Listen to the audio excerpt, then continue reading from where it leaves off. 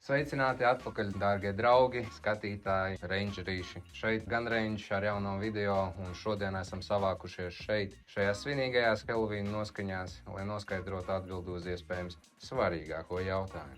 Kas tad notiks, ja uzšaus pa ķirbi?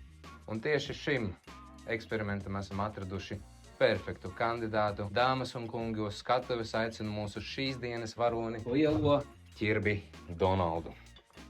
Un Donaldam šodien ir izdevusies diezgan smaga pirmdiena. Paskaidrošu, kāpēc. Donaldam šodien pretī stājās lieliskais ganreņš piecinieks, sapņu komanda. Tā komanda, ar ko jūs arī varēsiet iepazīties Daugavgrīvas 29A, bet tagad ne par pašu šautuvi, bet gan par pašiem aparātiem. Šo lielisko sastāvu iesāk leģendārais PM, jeb Makarov, kas ir arī vecākais ierocis no šiem visiem, ražots 1951. gadā un vēl joprojām tiek izmantots Krievijas militārajiem nolūkiem. Absolūts pretstats TT. Daudz kompaktāks, vieglāks un vienkāršāks izjaukšanām speciāli priekš treniņiem gan militārajiem spēkiem un arī civilajiem pašaizsardzībā. Stāstot par PM, varu piebilst to, ka tāpat kā ar vectēva Žiguli, ja iemācīsies braukt ar to, tad arī ar citu auto, un ar PM ir tas pats, kad mēs runājam par pistolēm. PM apgūstot arī spēsiet viegli kontrolēt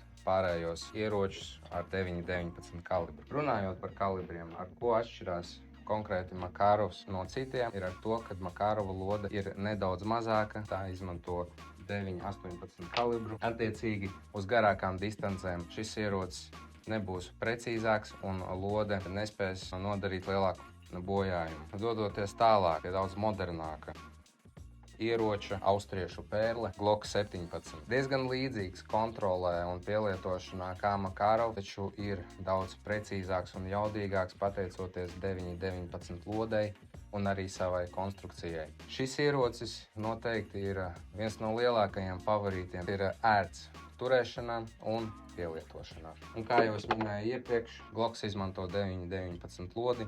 Attiecīgi, skatoties uz Donaldu, mēs sagaidām redzēt daudz labākus rezultātus nekā no Makarova. Un noslēdz mūsu lielisko pistoļu trīnieku smagsvars Taurus 82 revolvers, arī ar savu unikālo 38 special kalibru, un tas ir tiešām special. Ražots viņš tālajā 1980. gadā Brazīlijā un tika izmantots arī policijām, pašiem Brazīļiem, kamēr tie nepārgāja uz jaunākiem Smith & Wesson. Lode gan arī divreiz smagāka nekā Makarova un noteikti divreiz garāka. Attiecīgi sagaidīsim lielāku rezultātu. Un tagad pie interesantā gala. Pusautomātiskais ierocis Saiga, balstīts uz AK-47 bāzes. Šis ierocis tika specifiski uztaisīts priekš civilās pielietošanas šautuvēs un arī medniekiem. Taču pieliekot 30 požu aptveri, nu jau tas kļūst vizuāli līdzīgs AK-47. Šī Remington 223 lode tiek izmantota vecākas paudzes ieročiem. Salīdzinājumā ar mūsdienīgo 5,56 NATO lodi dimensiāli tie ir absolūti identiski. Un tad noslēdz šo lielisko piecinieku ieroci, kas mani intriģē, godīgi sakot, visvairāk šajā eksperimentā. Maverick M88, viens no populārākajiem ieročiem, izvēloties pašaizsardzības uzticamo kalpu, un viņam palīgā šodien stājās 12. kalibra monstrs. Godīgi sakot, nevaru sagaidīt, kad šis 12. kalibrs iepazīsies ar mūsu darba draugu Donaldu. Pirms mēs dodamies atpakaļ pie Donalda, dāmas un kungi, ja jūs interesē šāda tipa kontents, aicinu jūs nospiest laiku un sekot mūsu kanālam, jo mēs labprāt taisītu daudz vairāk šādus jautrus un informatīvus video. Tagad dodu vārdu Donaldam. Pirmais mūsu kandidāts ir 9,18 no Makarova. Skatīsimies, ko viņš spēs izdarīt ar Donaldu. Aiziet!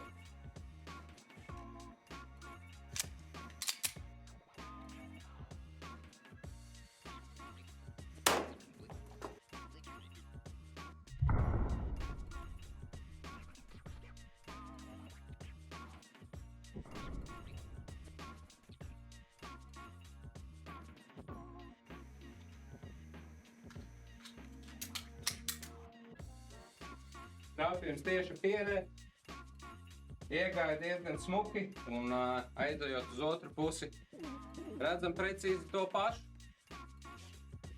Kā jau arī gaidījām no Makarova, lielas izmaiņas Donalda paskatā nav. Otrais kandidāts arī pielādēts un nevar sagaidīt, kad satiks Donaldu. Aiziet!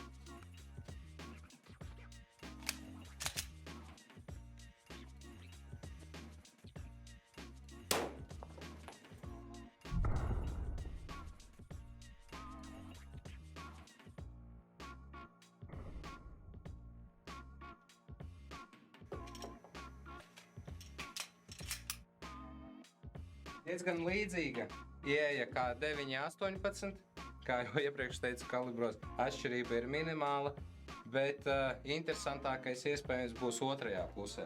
Tad skatāmies.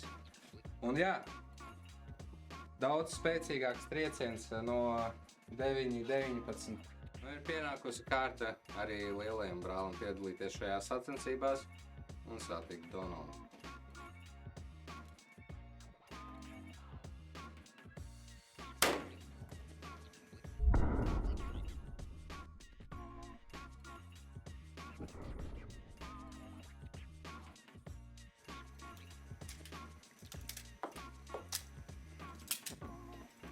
Skatāmies, kas tad ir noticis. Mazāk ieeja nekā 9.19. Lodu lidoja lielāku jaudu, un tas pierādījums ir attiecīgi šeit. Gāja palīgā jaunākam brālim 9.19 un palīdzēja uztaisīt vairāk bojājumu pašam Donaldam.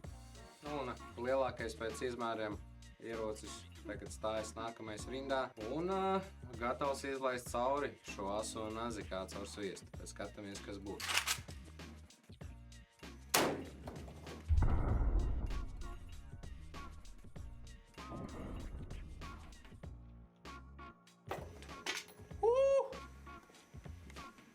Tieši mutē!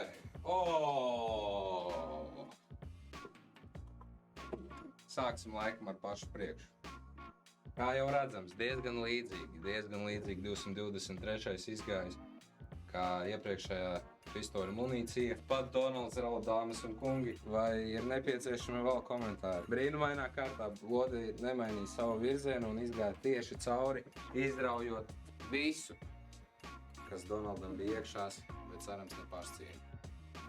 Ir pienākusi kārta doties laukumā pēdējam sapņu komandas spēlētājam, un tas ir 12. kalibrs. Godīgi sakot, man jau ir neliels uztraukumiņš, tā kā pirms randiņa man pat bail iedomāties, kas notiek tam ķirbim galvā. Šobrīd lādējam iekšā.